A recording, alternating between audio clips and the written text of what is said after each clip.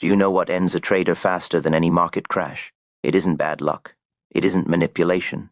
It isn't even lack of capital. Those are the stories men tell themselves when everything collapses, stories whispered in silence in cheap rooms late at night, when the charts are closed and the account balance is bleeding. Stories that protect pride while destroying truth. The real killer is far more personal. It's the trader himself.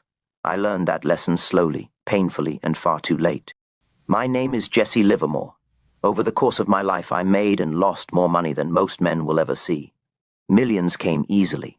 Millions vanished just as easily. I stood at the very top of the financial world, where bankers listened when I spoke, and markets moved when I acted. And I also stood at the very bottom, counting coins, borrowing money just to get home. For years, I blamed everything except myself. The market was unfair. The system was rigged. Timing was bad. Someone else always had an advantage.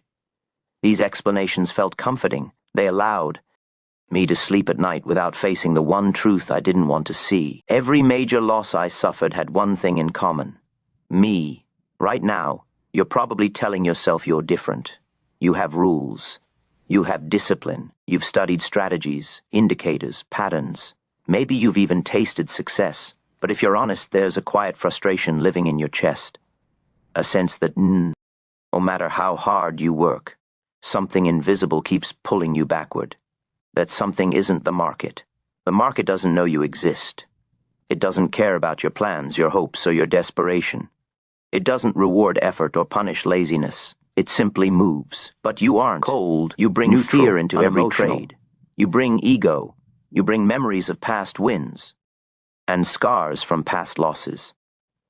You bring expectations, pressure, and the need to prove something, to yourself or to someone else. And that is where the damage begins. I didn't start as a legend.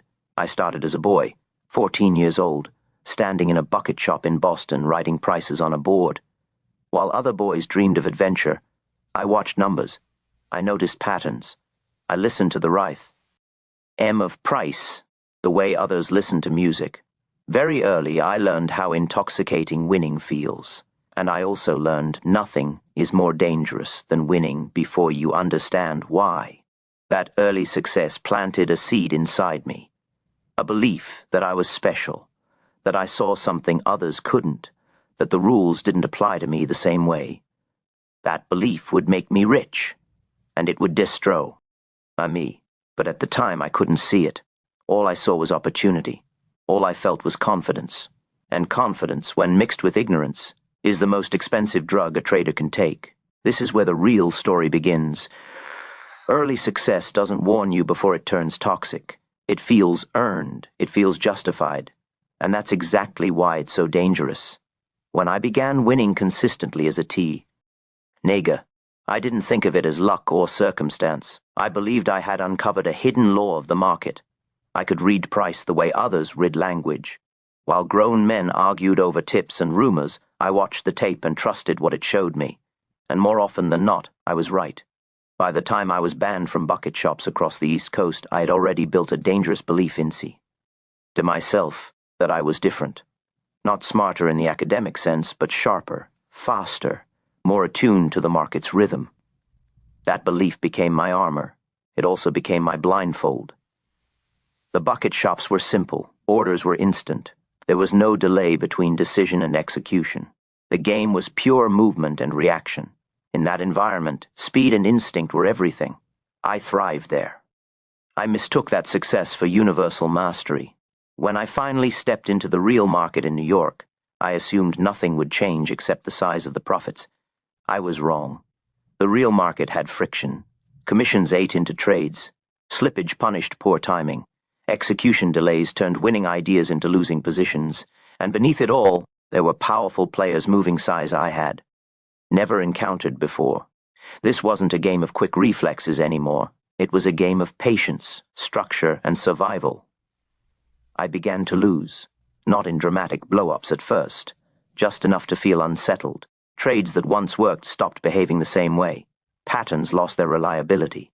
The tape felt different. Here's the part most traders lie about. I knew my edge was slipping. The lows. CS weren't random. They were consistent. The evidence was clear. And yet, I kept trading the same way. I kept forcing the market to behave the way it used to. Why? Because changing my approach meant admitting that my earlier success had limits, that it had depended on a specific environment, that I wasn't the market's chosen prodigy. My ego couldn't accept that. So instead of adapting, I defay. ND'd my identity. I traded harder, faster, more aggressively. I told myself the market was wrong, not me, that this was just a temporary phase, that eventually price would realign with my brilliance. It never does. This is the first silent trap every trader falls into, protecting who you think you are instead of protecting your capital. You probably recognize this in yourself. You have a story about who you are as a trader, the disciplined one, the comeback story, the misunderstood genius. That story feels powerful.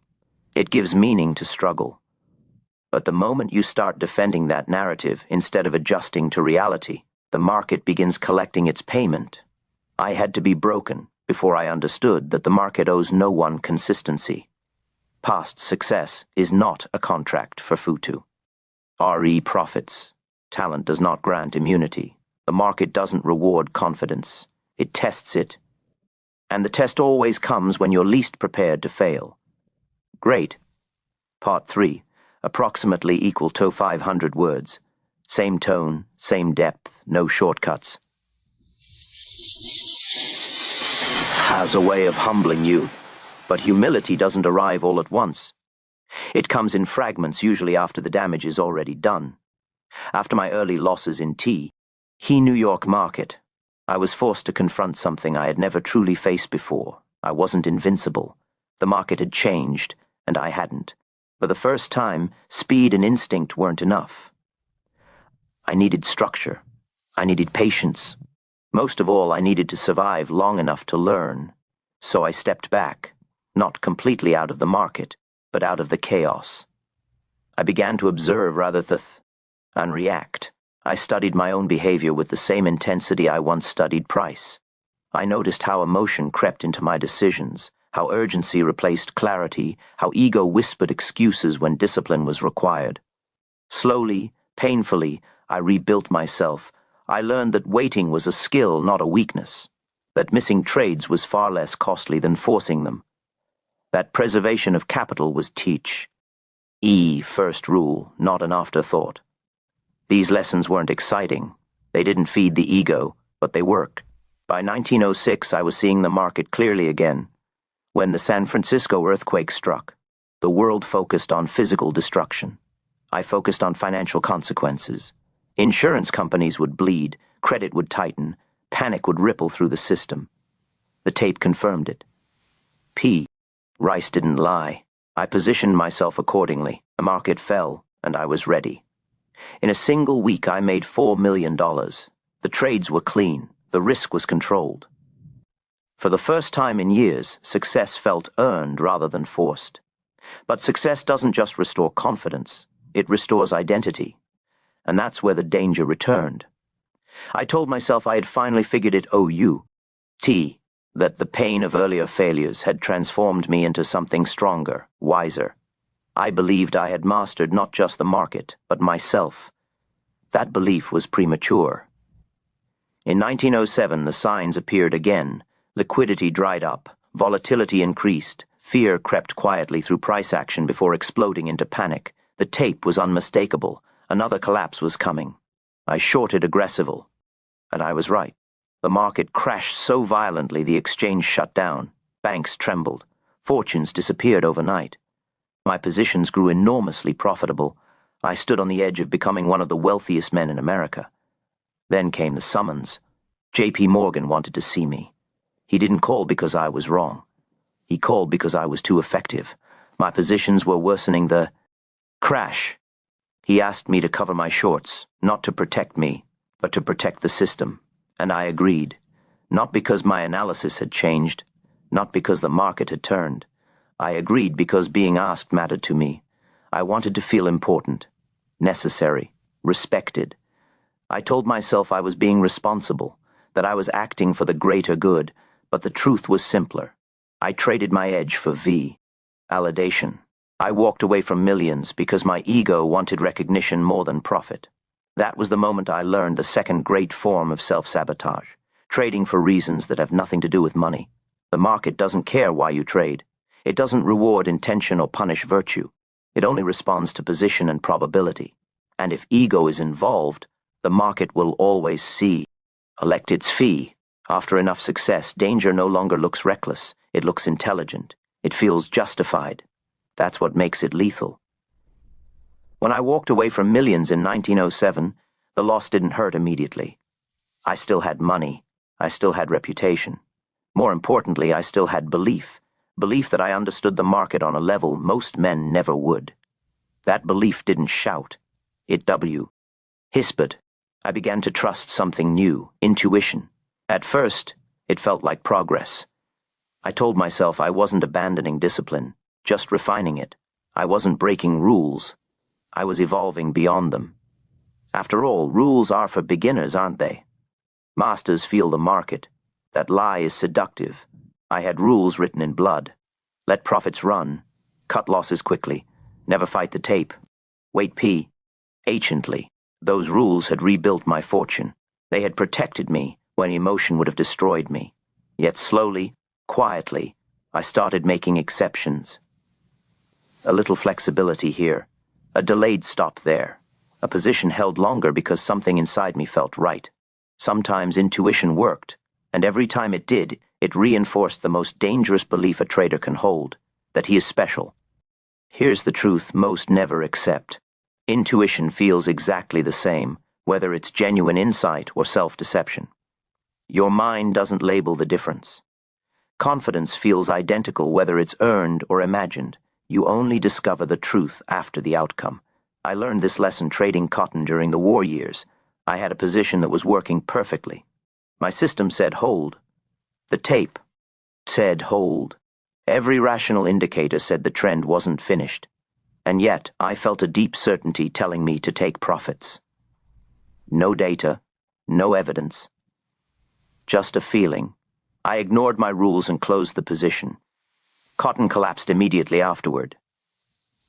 I felt brilliant. I told myself this was proof that I had developed feel, something mechanical traders lacked. I believed this was what separated legends from ordinary men. 3 months later, I felt the same certainty on another trade. Same confidence, same internal voice. This time the market didn't turn.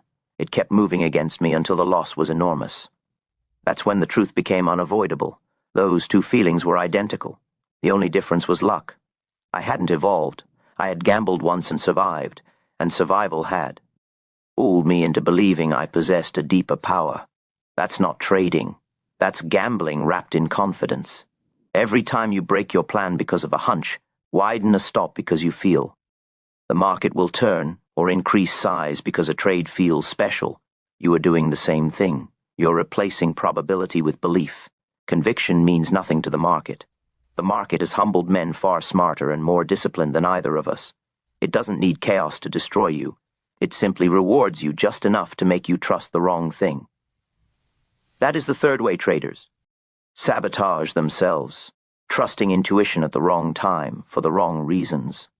And the cruelest part is this: even when you understand it, even when you've paid for it, a part of you never stops believing you're the exception, that this time is different, that you know, that belief waits patiently, and when it returns, it never announces itself as danger. It arrives disguised as wisdom. There is a strange moment that comes after a massive win. It isn't joy. It isn't relief. It's silence. A heavy, unsettling silence where you expect satisfaction to live. But it doesn't. I reached that silence in 1929. I saw the crash coming long before it arrived. The speculation was insane. Prices were detached from reality. The tape told the truth even when newspapers lied. I positioned myself carefully, patiently, without emotion. When the collapse finally came, it was violent, historic, unforgiving, and I was ready. While others were ruined, I extracted $100 million from the market, an unimaginable sum, more money than I could ever spend in a lifetime. At 52 years old, I had finally proven everything I had spent decades trying to prove. I was right. I was vindicated. I was one of the greatest traders who ever lived. That should have been the end of the story. A rational man would have stopped. He would have stepped away, protected his fortune, and lived quietly, comfortable. Why? Without pressure. That's what logic demands. But trading has very little to do with logic once identity becomes involved. I didn't stop, not because I needed money. I already had more than enough, not because I loved trading anymore. By then it had taken everything from me, including marriages, peace, and stability.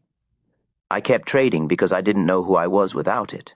For my entire adult life, my identity had been built around the market.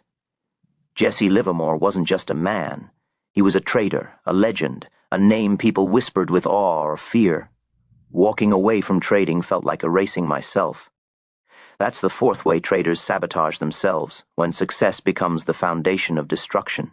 After a massive win, losses don't just hurt financially.